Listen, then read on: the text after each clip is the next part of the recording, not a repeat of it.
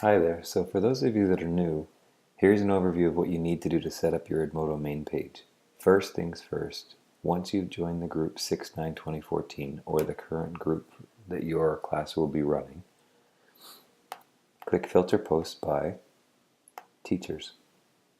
There may already be a lot of posts sent up to the main post page. I want you to go all the way back to the beginning of the school year,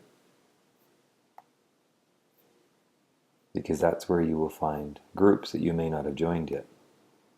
And you have to make sure that you join every single group. And I believe I started posting on September the 1st.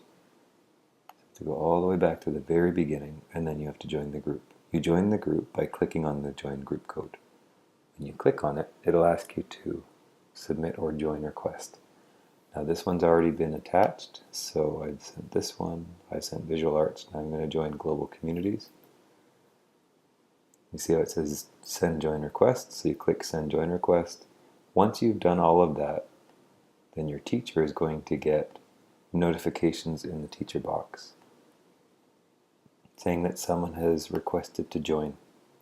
So there are the join requests, and the teacher has to accept the join requests. And then if we go back to the student account, what you'll notice is that now you have more groups. So every group that you clicked on to join, you're now in that group.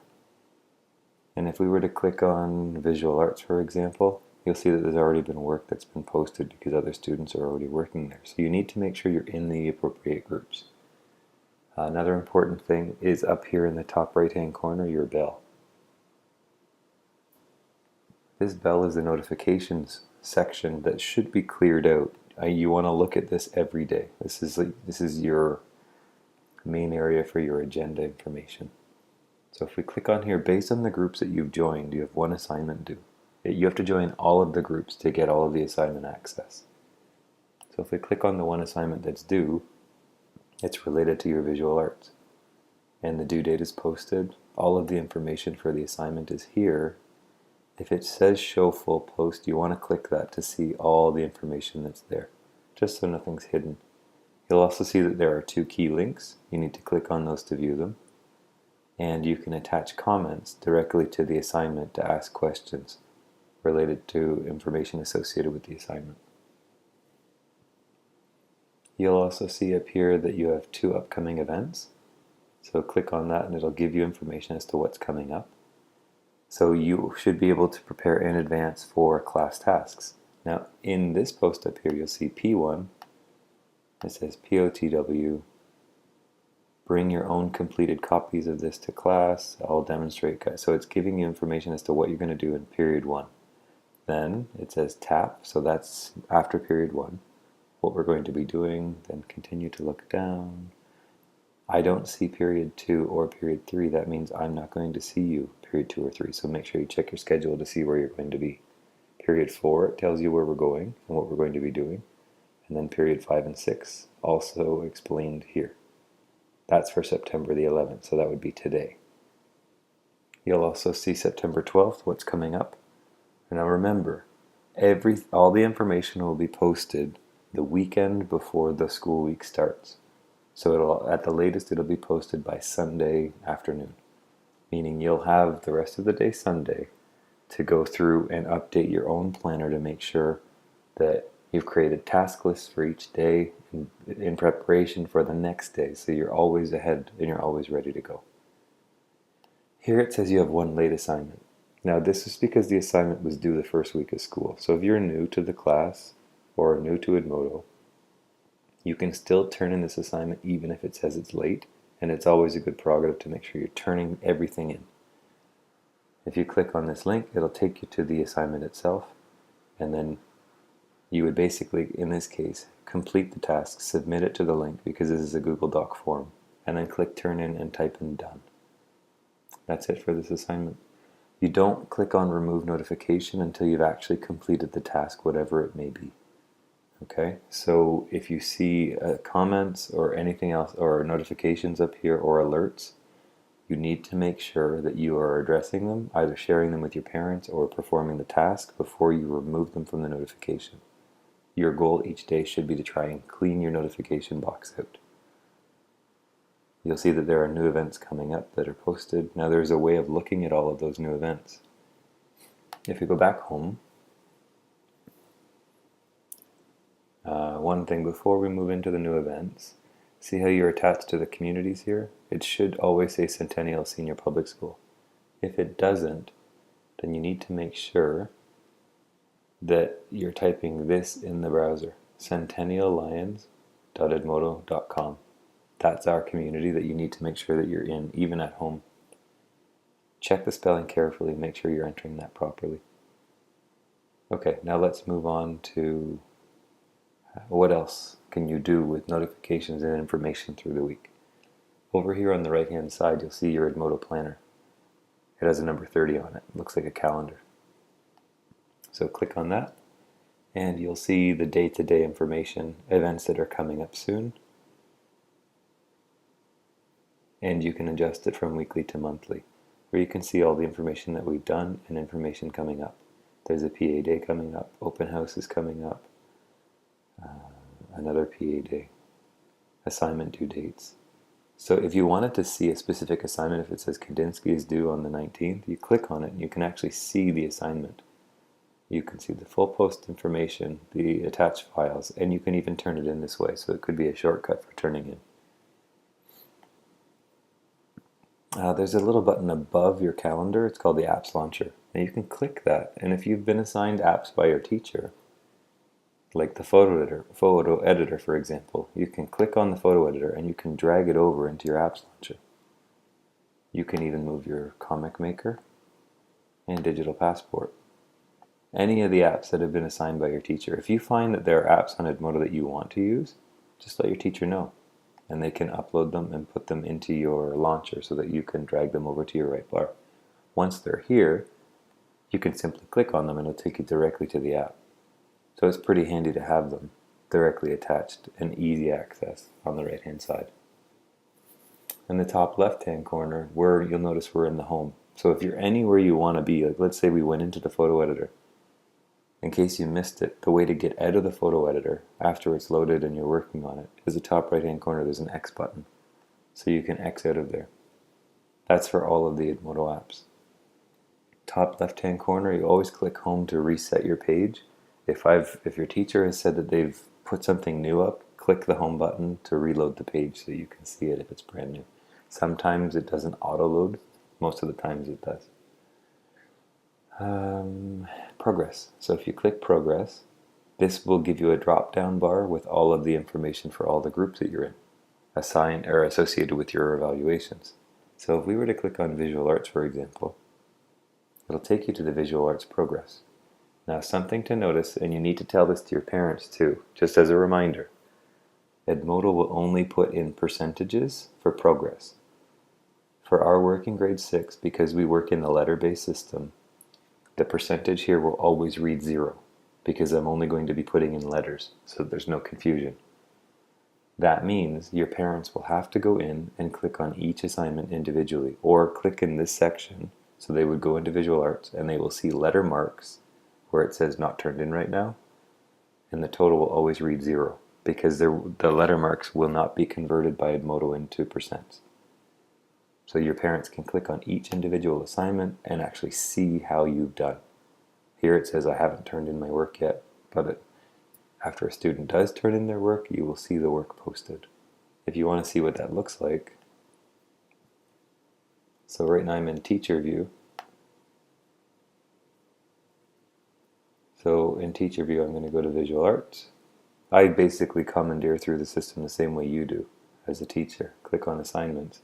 Now mine says turned in instead of turn in. So I'm going to pick anybody, it doesn't matter. Okay, and you'll notice that there's an assignment turned in, feedback comments. Now those feedback comments that I've sent need to be responded to as part of the editing process. The best part about this is that the assignment has been turned in early, but the next step would be to take time and actually respond and research to each question. making sure that you're improving the quality of the artwork, and then post in when you're done doing all of the rough draft responses to improve the quality of the work. All right, what else do I need to show? Up here, this is called the backpack. Now this backpack is your free online storage. It has unlimited storage. The only limitation, I believe, still is that you can't upload anything bigger than 20 megs. Any one file that's larger than 20 meg. So you can upload a variety of different videos as long as they're smaller than that. Pictures, documents, files. You can tie in a Google Drive if you already have a Gmail account. They're pretty awesome. This backpack is empty right now, but if I wanted to add something to the backpack, just simply click Add to Backpack. You can upload a file from your computer itself. So let's say I wanted to upload the BYOD letter. Just click Choose, and then click Add. So now it's in my backpack. Now let's say I had a couple items in my backpack.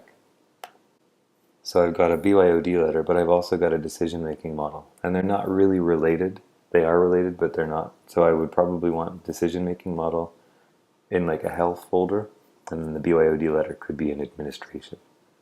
So what I would like to do is I'd like to create some folders. So if I click on Folder, New Folder, I'm going to make this one, let's say Health Class. And make another folder, Administration. So what I'd like you to do is start making your own folders. Then go back to your backpack items, click on Decision Making, and then click Add Folder. So decision making should go in Administration because I'm making that decision logically. That's where I want to put it, so I know where to go to get it. And then click Apply. Unclick that one, and then click on your BYOD letter. And let's say I put that one, well, BYOD letter has to go to parents. That should go in Administration. Okay, so now what? If I go into Administration, they're both there. But wait, decision making, I didn't want to put it there because that's more of a health activity. So I'm going to click on that, and I want to add it to the health folder and deselect it from Administration. Now let's see what happens. So health folder, I've got the decision making model. Administration, I've got the letter. So once you create folders, it's relatively simple to add and take away files from the folders itself. Turned in. So in this turned in section, any assignments that you turn in will pop up here. So you'll have a history of all of your old work. And this can carry with you as long as you're using Edmodo. So it's very handy. You'll never lose your work. Well, this is a general overview of how to use Edmodo from Student View. One other thing, if you wanted to change any features in your account, well, I'm the ghost, so if I click on here, I can overview my profile. I can identify the number of posts and replies, groups, and badges. I have no badges. By the end of the second week, every student in class should have 6 badges. And those 6 badges are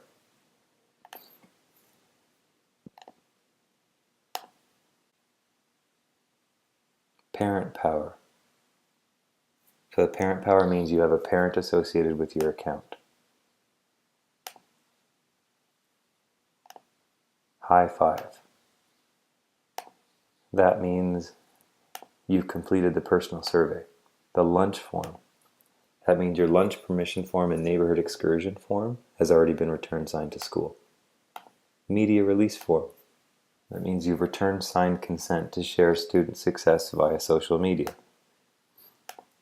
You should have received the insurance or returned the insurance form. That means that you understand that the board doesn't provide insurance and that you are aware that it is a good idea to have your own family insurance for your children. That's for parents. Personal devices. You've returned the BYOD school policy form. You reviewed it, read it over, and you signed it and returned it. That's for parents as well. So if you have all 6 badges, you've done what you were supposed to do for the first week, or the first 2 weeks. If you don't have the badges yet, make sure you get your paperwork in. Okay? And make sure again that your parents are connected to your account. I think that's it. If something changes and you needed to click on your profile, click on settings, and you wanted to attach an email address because you wanted messages pushed directly to your mobile device, well, you would enter it here. So if you didn't see where I went, click beside your ghost is a drop down area, or area right there, the arrow. You click on settings, and once you're in settings, you'll see all of this information. So you could attach an email account to your, or email address to your account. You could change your first and last name. You could change your current profile picture. You can click on email, and here you can update type. You could have text messages sent to you if you have text messaging as part of your device. If you don't set it. Just leave it on email. And you could say new alerts, send emails, notes, assignments, quizzes, direct messages, or replies. So parents can do this too, which would be really handy. That means if a child received a direct message, parent could receive a text message identifying what the direct message is. Because direct messages tend to be from the teacher only. Students can't direct message each other. Password. If you wanted to change your password, you could change it here. And applications. Following is a complete list of well, we don't have any assigned to your platform right now, so it doesn't matter. Okay, so this is a general overview of what Student View looks like. And if you have any other questions, please let me know.